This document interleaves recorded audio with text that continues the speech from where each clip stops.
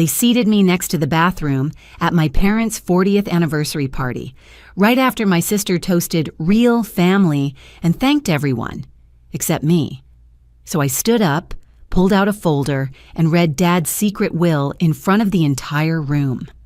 Hi, I'm Lauren. I'm the daughter they tried to erase, from photos, from memories, and even from the deed to our family lake house. But what they didn't count on was that I kept receipts, legal ones. What would you do if your family rewrote your place in their story? Before we dive into the story, let me learn a bit about you. If you're a charming lady, please leave the number 1 in the comments, and if you're a dashing gentleman, leave the number 2. This way, I can send you a special greeting. Now, let's start the story together. The kitchen smelled like cinnamon and coffee. Vera had lit one of those seasonal candles again, the kind that made you feel like you were walking through a catalog. I paused at the doorway holding Ellie's hand as she tried not to trip on the welcome mat. Milo was already ahead, scanning the crowded room for a seat that didn't feel like leftovers. "Look who finally made it," Celine called out, her voice light but sharp enough to cut. She held a glass of orange juice, no pulp, just the way Mom liked it. I offered a small wave. "Sorry, we weren't told the time changed." Vera looked up from the head of the table, her smile practiced. "Oh, didn't Celine send the updated group text?" "No," I said, glancing at my phone. "No missed messages, no calls." "It must have slipped through," Celine said, returning to her croissant. The brunch table stretched across the main room, dressed in floral runners, with place cards written in Vera's handwriting. I scanned for hours. Nothing. A folding table had been set near the patio doors, next to the coffee station and just a few steps from the downstairs bathroom. There were 3 chairs, no flowers, no name cards. "Over there," Mom said, motioning with her chin while refilling someone's coffee. Her tone made it sound like she was doing me a favor. Ellie clung to me, her curls still damp from the morning shower. "Is this the kids' table?" she whispered. I forced a smile. "It's our table, sweetie." We sat. I helped them with muffins and fruit while glancing over at the main table. My sisters laughed about something Vera's son had said during his school presentation. I caught pieces of the story, but none of it involved me. "I still remember Dad's face when we showed him the first drafts," Vera said. "He loved that lake house like it was a 3rd child." "Well," Celine added, "at least that one was easier to manage." They laughed. My fork tapped once against the ceramic plate. I didn't join in. A memory tugged quietly at the edge of the moment. Dad and I sitting on the living room floor, rolls of butcher paper spread out, sketching cabins with shared porches and walking trails. I'd used a red crayon to mark out where the garden would go. He'd called it Kaylin's Corner, saying I was the only one who saw past square footage. Now his voice was nowhere in this room. Halfway through brunch, Vera picked up her glass and stood. "Quick update before dessert," she said. "We finalized the sale of the lake house last month. It went fast, cash offer." There were a few gasps, some nods. Someone clapped. My stomach tightened. "That place was getting too much to maintain," she continued. "Better to let it go than let it rot." I smiled like I already knew, like I agreed. Mom sipped her tea without looking in my direction. Her earrings matched her blouse again, navy, gold-rimmed, classic Diane. Ellie whispered, "Will we still go there in the summer?" I squeezed her hand under the table. "No, honey, we won't." Later that night, after I tucked the kids into bed, I sat in the dark with only the glow of my phone. A new email had arrived, forwarded from Julia, my cousin. The subject line read, "Just in case you missed this." No greeting, just an attachment. It was a PDF of the sale contract. The lake house, Dad's pride, was sold, signed, sealed. And there it was, in plain text, Vera's signature, Celine's too, Mom's. No mention of me, no initials, no placeholder, no courtesy copy. I stared at the screen until the light dimmed, then I turned it back on and read it again. The ache behind my eyes settled into something colder. This wasn't a misunderstanding. This was edited, deliberate.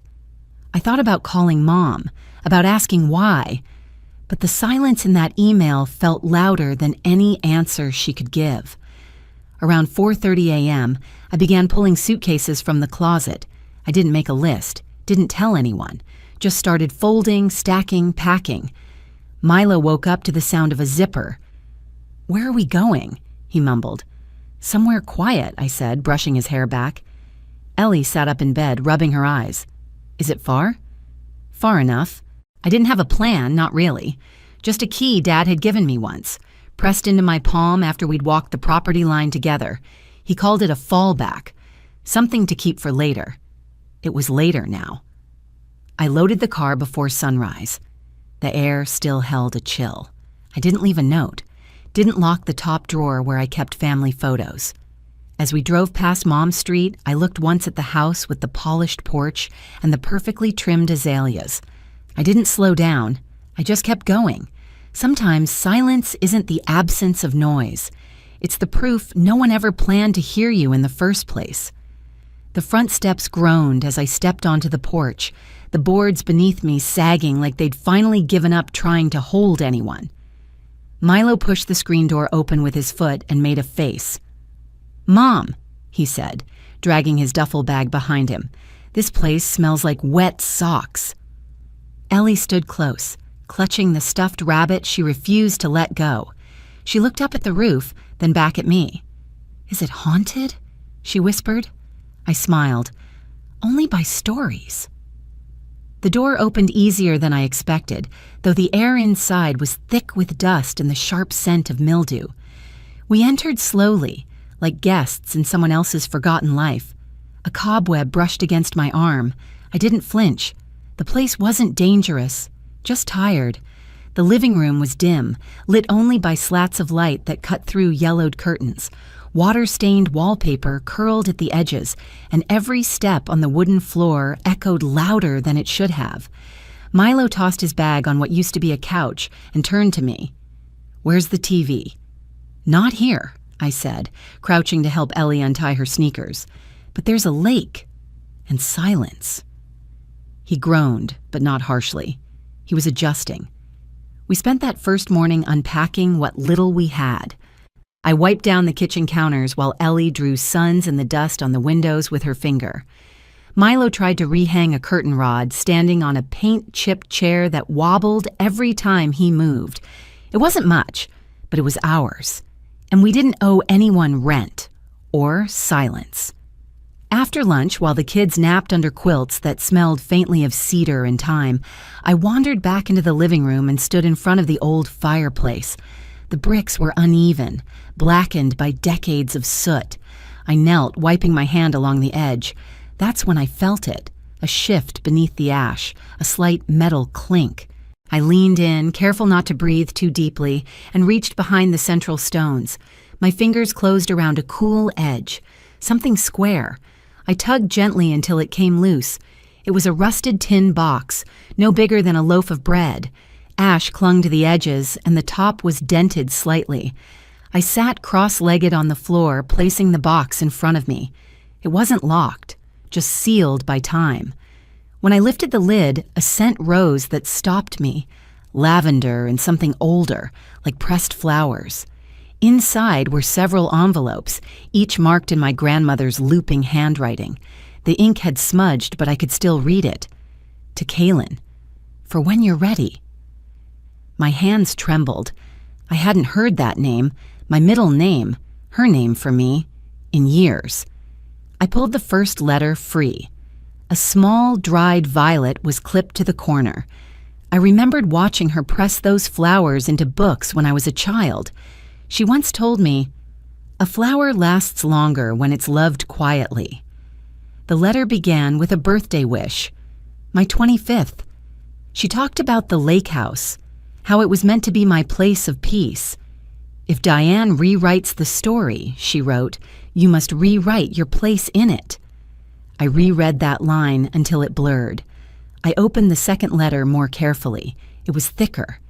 Inside, folded and yellowed, was a scanned page, a copy of my father's original will, not the one that was read after the funeral.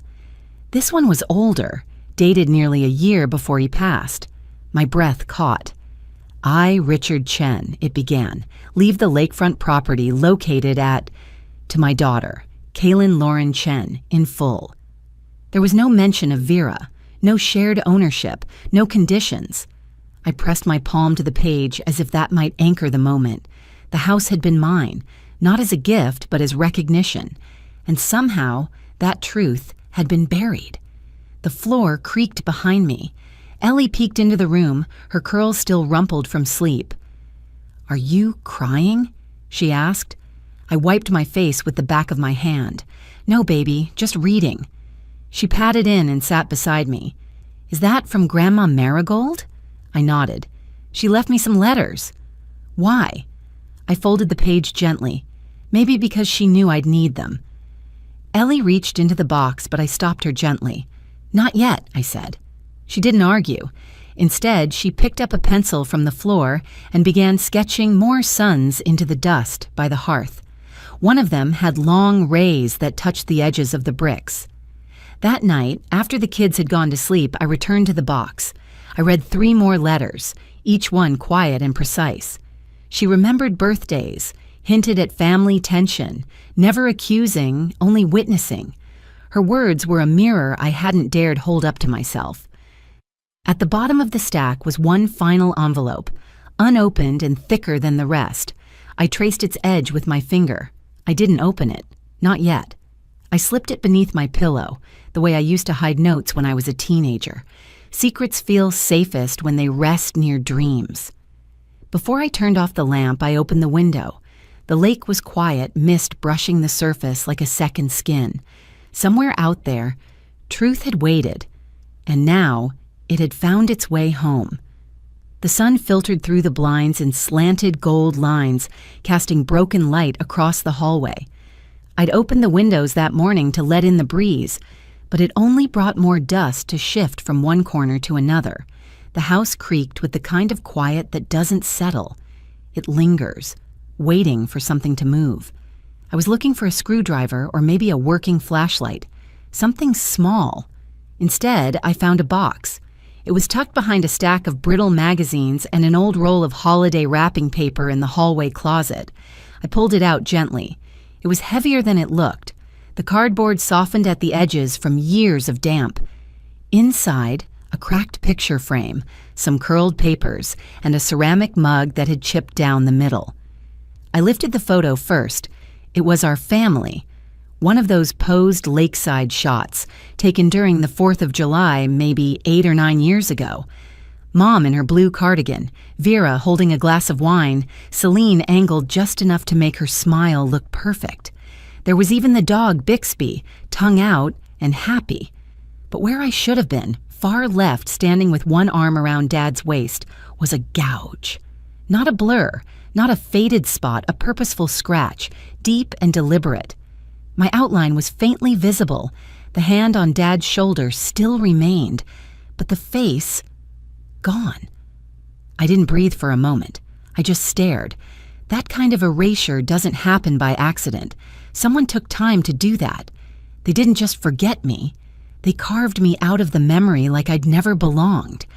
I sat down on the floor, frame still in hand, the edge of the photo biting into my palm. And then, like static from a broken speaker, I remembered the funeral. Vera leaning into someone, I didn't see who, and whispering, "She won't even notice." I noticed. I always noticed. In the backyard, Milo was chasing Ellie with a stick he claimed was magical. Their laughter carried through the screen door, grounding me. I slipped the photo back into the box, but not before grabbing a scrap of paper from a nearby drawer. I wrote a sentence, folded it once, slid it behind the frame. They told the world I was broken, so no one would ask who broke me. I placed the box back where I found it, not to hide it, but to mark it. Like a gravestone nobody visited anymore. That afternoon, I heard the crunch of tires on gravel. I looked out the window and saw a pale blue pickup roll to a stop by the front gate. An older man stepped out holding a black poster tube in one hand. Mr. Adler. I hadn't seen him since Dad's memorial. He was smaller now, thinner, but the same kind eyes behind wire-rimmed glasses. I met him at the door. "You found us." "I had a hunch," he said with a shrug. "Figured the cabin still meant something to someone." He handed me the tube without a word and gestured toward the porch swing. I nodded and we both sat. "I kept this," he said quietly, "even though your mother asked me to throw it out years ago." I unfastened the cap slowly. Inside was a single-rolled blueprint, thicker than a poster but worn at the corners. As I unrolled it across my lap, I saw the lines, the shapes, the cabin layouts, my handwriting in the margins, pencil notes, measurements, little arrows where I'd suggested skylights and shared porches, my initials in 3 corners. I swallowed hard. "This was supposed to be a retreat," I said, almost to myself, "for women starting over. Dad and I spent a whole summer dreaming it up." "I remember," Adler said. "He told me you saw what others couldn't. Said the design came from your heart, not just your hands." I nodded, not trusting myself to speak. "Mom once told me, helping broken people only keeps you broken." I'd never said it out loud, but that sentence had shaped more of my life than I cared to admit. Now, holding that blueprint, I realized something else. They didn't just rewrite the will. They repurposed my ideas, painted them in someone else's palette. "It's still yours," Adler said, "even if they tried to forget it." Before he left, he placed a calloused hand on my shoulder. "I'm sorry I didn't say something sooner." "You didn't bury it," I said. "That counts." As his truck disappeared down the road, I stood in the doorway a while longer, blueprint pressed to my chest. The sky had turned that warm honey gold, and the wind smelled like sage and warm dirt. I stepped back inside and leaned the blueprint gently against the bookshelf. Later that evening, just as the light dimmed to a soft orange, I found it. A small envelope stuck between the screen door and the wooden frame. A dinosaur sticker sealed the back. It was an invitation. Vera's son was turning 6. The party would be held at the house on Mallory Lane, the same house where I'd once stood with Dad, drawing imaginary lines in the dirt, the house where my voice had first been measured in sketches and silences. I stood holding the envelope for a long time. Behind me, Ellie tugged my shirt. "Mom," she asked, "will there be cake?" I looked down at her hopeful face, not yet tainted by what people could take from you without asking. "I'm sure there will be," I said softly. But I wasn't thinking about frosting. I was thinking about firewood and blueprints, about what gets handed down and what gets hidden, and whether, just maybe, the quietest rooms hold the sharpest truths. I arrived right on time, though it felt like I was already late. Vera's backyard looked like a magazine spread. White chairs in perfect rows, buffet tables under a canopy of string lights, and a 3-tiered cake standing like a centerpiece of good taste and careful planning. The jazz music hummed low from a Bluetooth speaker tucked behind a potted fern. Milo adjusted his shirt collar beside me. Ellie held tight to the gift box she'd decorated herself, a swirl of marker hearts and crooked bows. Vera spotted us almost immediately. Her smile stretched, tight and shiny like a balloon too close to bursting. "Lauren," she sang, stepping forward in heels too high for grass. "So glad you made it."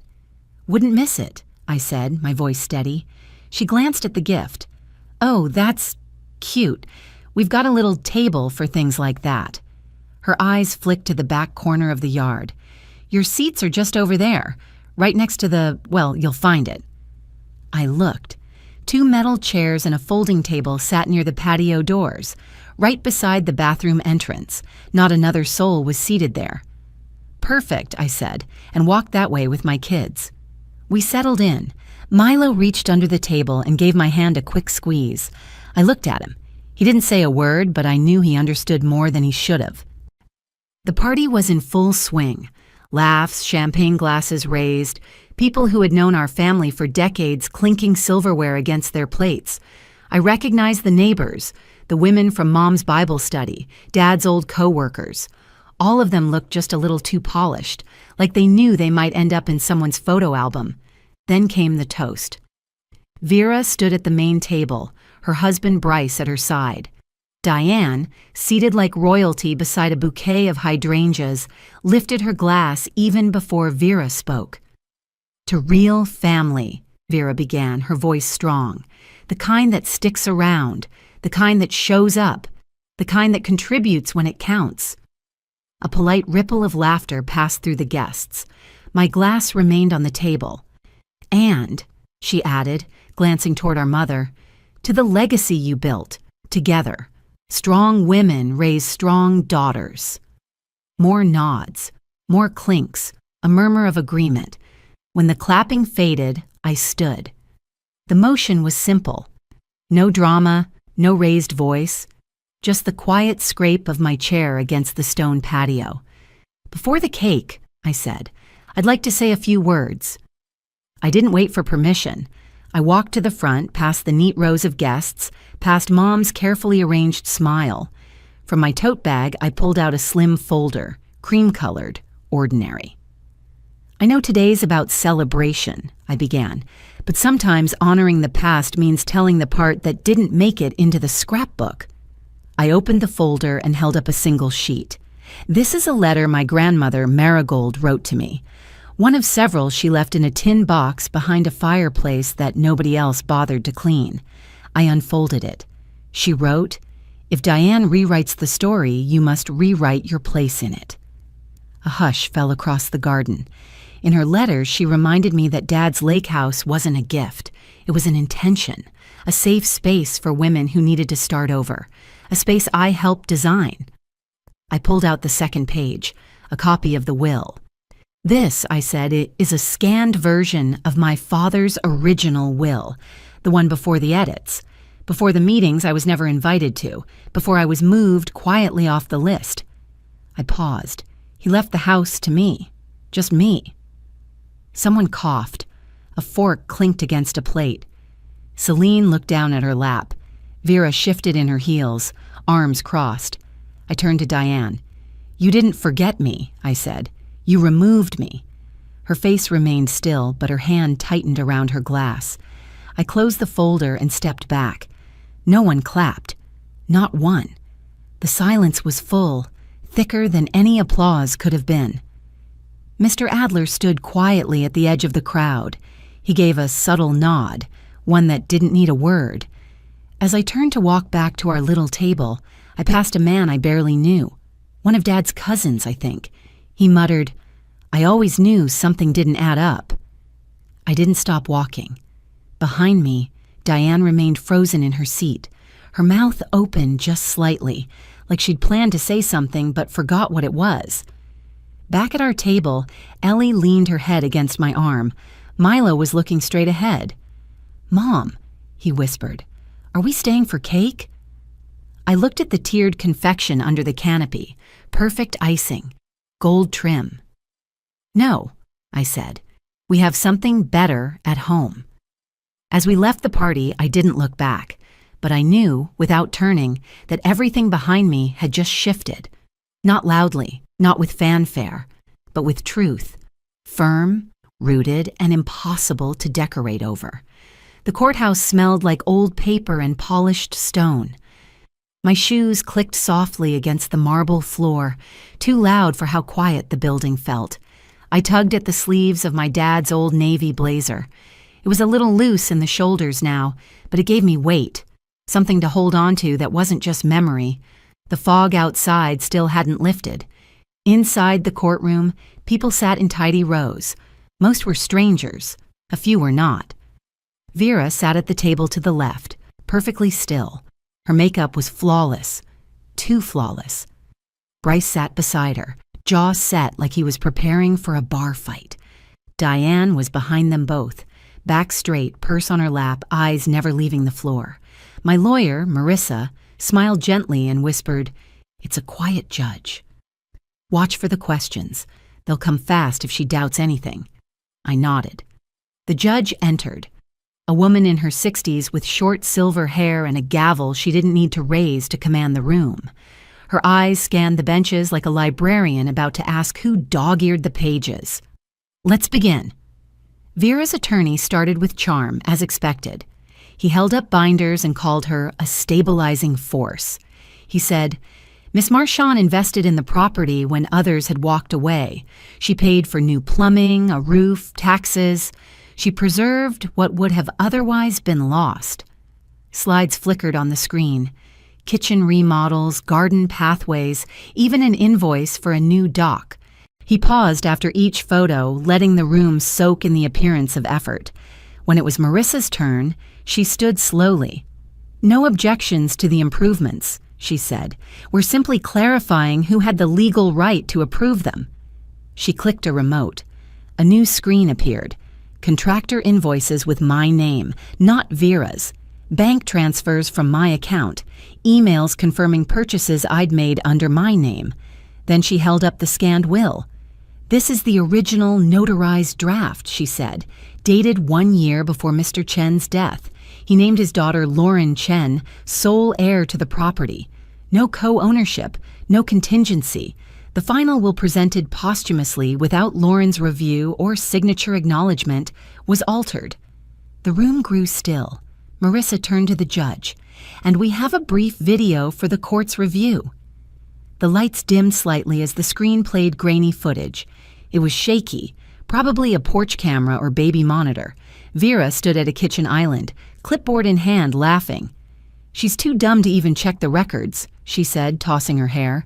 By the time she notices, it'll be too late. In the background, Diane sipped from a mug. She didn't speak, but she nodded. A few gasps scattered from the audience. Then came Mrs. Langley. She walked slowly to the stand, her steps cautious but firm. Her voice cracked at first, but she straightened as she spoke. Richard Chen told me, more than once, that the lake house was for Lauren, she said. He said she was the one who understood it. And did he ever mention co-ownership with his other daughters? Marissa asked. No, Mrs. Langley replied. Just Lauren. He said she needed a place to rebuild. That was the word. Rebuild. The judge looked down at her papers, then back at us. She didn't raise her voice. She didn't even blink. The court finds that the original will, though replaced, shows clear intent. In light of documented evidence, the altered filing appears misleading. She paused. Full property transfer to Lauren Chen. Public retraction of the sale claims. Damages awarded for defamation and fraudulent misrepresentation. Vera's jaw clenched. She didn't speak. She didn't cry. Bryce muttered something under his breath, and Diane gripped her purse tighter. I didn't smile. I just exhaled. Outside, the fog was lifting, slowly. I waited near the steps as people filed past in murmurs and glances. Milo and Ellie were at home, a neighbor watching them. I hadn't wanted them in that room. The doors creaked open again. Diane walked out alone. Her heels clicked until she stopped just short of me. I didn't mean, she began, her voice soft, like she'd forgotten how to be loud. I looked at her, really looked. You meant enough to matter, I said. That's what hurts. She blinked once. Then I turned and walked away. I didn't hear her footsteps behind me. That night, the house felt still in a different way. Not empty, just quiet. Milo was the one to ask. Does this mean we can stay for real now? He said, his voice low as I tucked him in. I brushed the hair from his forehead and nodded. Yes, I whispered. On record. He smiled and turned toward the wall, pulling the blanket up to his chin. I stood in the doorway for a moment, letting the weight of the day settle into the floorboards. Outside, the fog had finally cleared. The house smells like fresh paint and morning toast. I never thought it would. I used to associate it with mildew and broken promises, but somehow, without fanfare, it's become a place that breathes again. Ellie's heart-shaped painting is taped crookedly to the fridge. Milo's shoes sit by the door, one untied, the other already muddy. There's a plaque inside the hallway now, just past the threshold where sunlight hits in the late afternoon. Built on truth, rebuilt with purpose.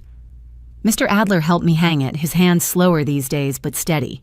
Your dad would have liked that line, he said. I think he would have too. The zinnias are blooming out front. Milo planted them in raised beds he helped build with a borrowed hammer and a great deal of focus. They're supposed to mean endurance, he told me, reading from a gardening blog. Or memory. Depends on the color. Ellie painted the mailbox. Pink hearts, a few stars, and what might be a bird. She told me it was a dove. Like the one from the attic, she said. The ceramic dove sits on the kitchen windowsill now, its once cracked wing mended with a gold seam I applied with shaking hands and a YouTube tutorial. It glints when the sun moves across the sink in the early hours. Some things break so they can be remade with care.